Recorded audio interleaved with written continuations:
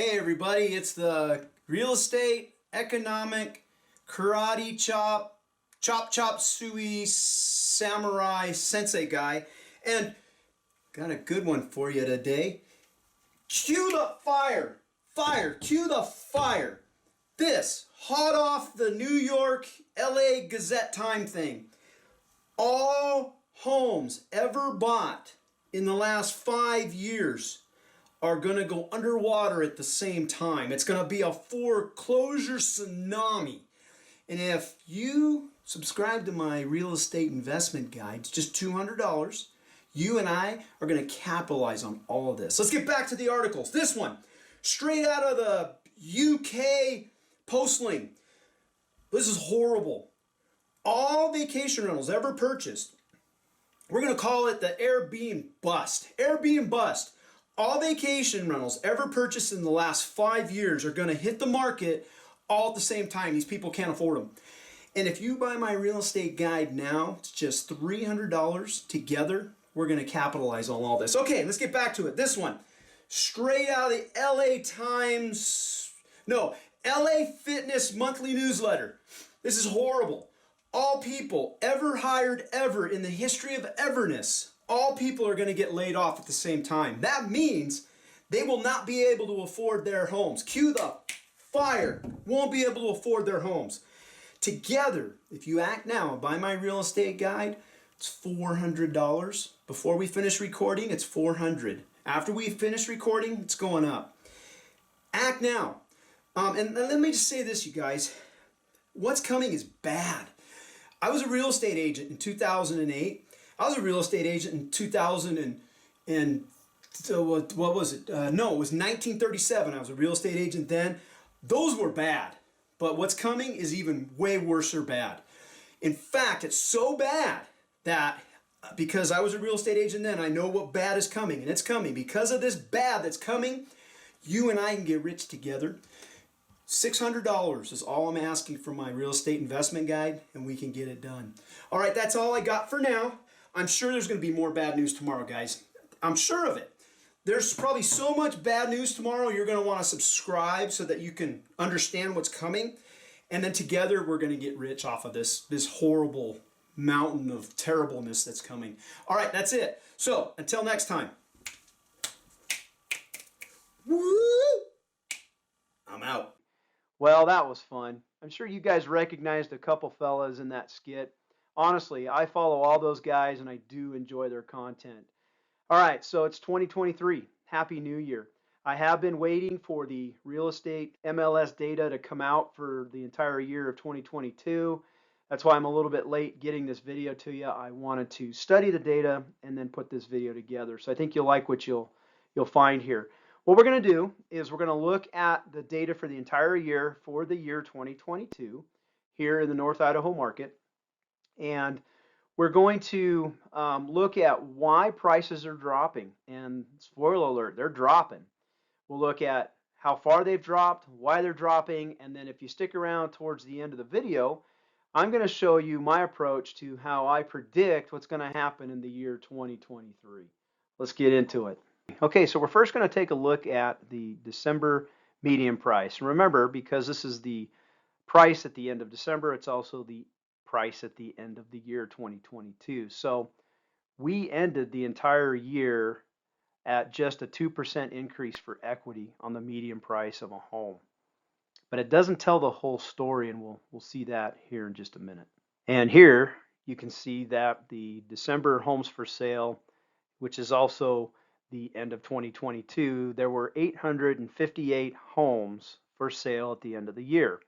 This was a 119% increase over the same time last year. And you can see here, while it's up 119%, it is still down compared to the last couple years. And you can see from this chart that the inventory in the last slide that has gone up is not because people are listing their homes. You can see that at the end of December, we only had 213 new listings come onto the market, and that was down 12% over 2021. And this number of listings is at an all-time low for listings coming onto the market. This is the history of new homes coming onto the market going back to 2009. December 2022, right here by my dot, saw the fewest homes come onto the market in the last 13 years. But what about those gurus that have been warning us about all the foreclosures and the underwater buyers and the overbuilding developers? Well, let's take a look at distressed sales. So on this chart, you're going to see the distressed sales broken out for the year 2021 and 2022. In 2021, we had a total of 4,529 sales under 2 acres. There were only 4 REOs or bank-owned properties foreclosures that were sold, and there was only 1 short sale. And then in the year 22, of the reduced homes that we sold this year, there were only 3 foreclosures and there were no short sales. So if the foreclosure crisis were happening in North Idaho, it is not showing up yet, and we got a long way to go. But the only buyers that would be underwater are those who bought at the top of the market here. And you got to remember that 30% of the buyers who have bought in our market were all cash. So that leaves you 70% of the buyers who have bought with loans. And of the 3,000 or so homes that we sold this year, take off 30% of that, that leaves you about 2,000 buyers. Those buyers are the strongest buyers that you have in America because they had to compete with other buyers to win their bids. And to get those bids, they had to have money in the game, skin in the game, and they had to waive appraisals, and they had to promise the sellers that if the bank didn't value the home at what they paid to get the home, they had to come in with extra cash. So the bottom line is this: those people who bought in here, it's only 30% or 70% of them that have loans that would be at risk of being underwater. And in order to get those homes, they had to pay over 20%. Keep in mind, people with government-backed loans, the FHA loans that were 3% down, the VA loans that were 0% down, those poor people weren't even getting considered during these bidding wars because the sellers wanted all cash or people that had skin in the game, and they certainly didn't want to sell to a buyer who was going to have a bank say, well, your house is not worth what you're asking to pay for it. So in essence, what you had was only the strongest buyers winning the bids, and those strongest buyers have equity in their homes because they brought it to the table. So expecting underwater buyers, it hasn't happened yet. As for overbuilding, a ton of new homes flooding the market, I wish. Let's take a look at it. So you can see here where the red dot is, this is where we're at with new homes hitting the market at the end of December. And if you go all the way back to 2017, we were at a high point here just under 175, and then the next year went up, and then in 2019 it went up, and then we had the pandemic, and the builders got as high as the middle of 2020 with their production, and then things just fell out, right? Everybody stopped working, there were supply chain issues, and builders built the lowest point of production in history. And in the beginning of 2021, they started to get inventory back up, but they really struggled here. You can see these years here are not like these years here. There's been a real struggle for builders with the high cost of building, the supply shortages, and the labor shortages to produce homes. And when they really got going at the beginning of this year, they were starting to get going again. And then we had this what? This stop in demand. And we're going to get into that in the next couple slides. But just understand that builders were trying to meet demand and demand stopped. And then what did the builders do? Production has actually slowed with the demand. And to say that we have this overabundance of building in our area is simply not true. So again, I just wanted to bring you back to the actual listings and show you that we are down for new listings, whether they're new or pre-existing. The new listings hitting the market here in North Idaho were 12% less than they were in 2021, and they've been low comparatively. If new listings are at record lows, why is current inventory of homes on the market going up? Well, let's take a look at it. Yes, inventory is steadily on the rise, as you can see here. But before we get too excited, keep things in context. Existing inventory is up compared to the all-time lows here and here, and it's still very low compared to the rest of history. And to say that the market has flooded with inventory is not true. It is going up. And again, we'll look at why here in a second. And as you look at this slide, you start to understand why homes are sitting on the market. There's fewer buyers buying them. We have 53% less homes sold over the last year. So with half the buyers buying on the market, when a house does come on the market, there's less competition for it. And if it sits into the next month and inventory goes up for that month, you can see how inventory is slowly starting to go up month over month. The question to ask is, why are there half the buyers? And the answer is demand destruction. Let's explain. This really shows you demand. And you go back to 2009 and you can see demand slowly picks up and then it starts to ramp up more. And then as soon as we hit post-COVID, things just really took off. And the demand, and it's shown here by closed sales, goes all the way up to this point right here and then falls off. So again, demand goes up, up, up, up, up, up, and you see a tipping point right here. We're going to take a look at this tipping point and see why demand went away and why prices went down. Let's zoom in and see what the heck happened. All right, so we're going to come into this screen here, zooming in on the median sales price. Again, demand is indicated by how many sales that you have in your market. And I have circled the year 2022 here. And you're going to notice that it started off with a 16% equity gain. Prices started at 505, went all the way up to 596,000 in April. And then something happened. But after that something that happened, prices actually went down 14%. And that's why we ended up with a 2% year over year gain, because we went up 16 and came down 14. What happened in April right here? Let's take a look at it. This is a chart of the 2022 Fed rate hikes, and they were aimed at taming inflation. I want you to point out that first, the 30-year fixed rate was as low as 3.22 at the beginning of January and reached a high watermark of 7.8% on November 10th, according to Freddie Mac.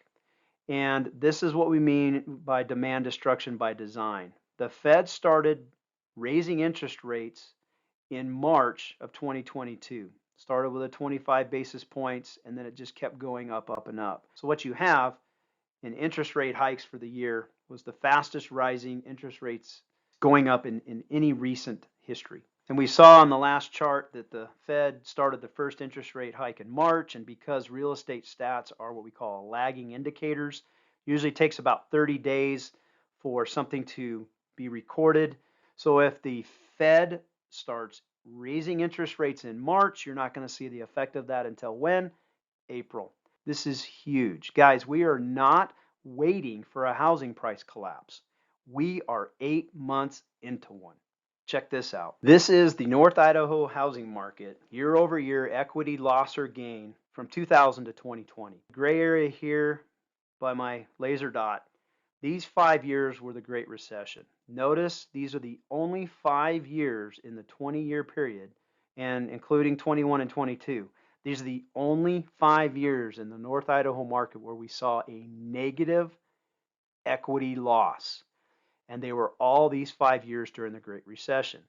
And what's significant is that there was only 1 year with a double-digit negative loss, and that was 2009, and that was a 13% loss. Now remember, the last slide that we saw, 14% from April until December, we didn't see a single year go that deep during the Great Recession, and we only went down for a total 32% decrease in equity for those 5 years. The North Idaho housing market got punched in the mouth the second half of the year with a 14% price drop. That equates to an $81,000 loss in equity for the average home from its high in April. I think it's fair to say that the reason for this price drop is not due to supply. It's due to demand destruction. Remember, the interest rates went up, became too expensive for people, and that has pushed demand away from the market, and that's why prices are going down, because there is nobody wanting to buy. Sellers who want to sell their homes and then go on to buy another one, they've got 4% or less interest rates on their mortgages. They're sitting tight. New buyers, those that are renting, looking to enter the market, can't afford to enter the market. They're waiting for prices to come down. Well, this is where my 3 decades in law enforcement kind of take over. I want the facts to guide my conclusions, so predictions don't come real easy for me. The most impactful fact or determining factor as far as prices go in 2023 is interest rates. The proof of that was the last 8 months of 2022. As far as I see it, there's 3 possible scenarios. So those 3 scenarios are: number one, rates stay where they are; number two, rates go up from where they are; and number three, rates go down from where they are. So let's take a look at scenario one. If mortgage rates stay where they are, around the 6.5% range, I expect seasonal prices to rise, as Q1 and Q2 are traditionally the buying season here in North Idaho. However, I don't expect prices to go up or down much from where they currently are by the end of the year. I expect the market to be balanced as sellers and buyers duke it out. Okay, so let's go ahead and take a look at scenario number two. If rates go above 6.5%, I expect prices to fall, and they'll fall from where they are at relative to the rate increase. And you have to understand that affordability is a combination of mortgage rate and price. So for every plus or minus mortgage rate change of 1%, the purchase power of the buyer goes up or down by 10%. And you can see for scenario three that if rates go down from 6.5%, I expect prices to rise relative to that rate decrease. And remember, that was what caused this great boom that we've had over the last couple of years, was the rates kept going down and therefore prices kept going up because the demand became greater. So those are our 3 scenarios. Which scenario do I pick for 2023? Of the 3 scenarios, I think scenario number one is most probable. And I believe we've taken the best shot from the Fed's rate increase, and that rates will stabilize in the coming months. The Fed wants inflationary pressures to ease, and that is happening. And you can see that here where my red dot is. Peak inflation was 9.1% in June, and we've steadily seen inflation go down over the remaining months of the year. And you can also see here with those interest rate hikes that started at 25 basis points and then steadily went up and up, you can see a deceleration here in December 14th, where the Fed actually only, quote unquote, raised the basis points by 0.5%.